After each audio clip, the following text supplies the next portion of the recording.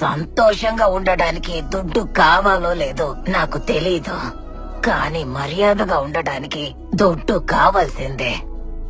జీవితంలో బతకడానికి ఎవరైనా దుడ్డు అవసరం లేదు అని చెప్పినారంటే వాళ్ళకి దుడ్డు సమస్య లేకుండా బతుకుతున్నారు కాబట్టి అట్టా చెప్తున్నారని అర్థం.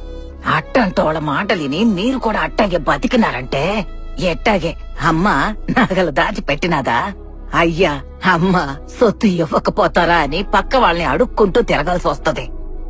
చేసే పనిలో ముందు ఆడదానికి ఎప్పుడైనా స్వతంత్రం కావాలి. అట్టా అది మట్టుకు ఉండాదంటే మిగతా స్వేచ్ఛ ఆళ్ళు ఇళ్ళు ఏందే మీకిచ్చేదే.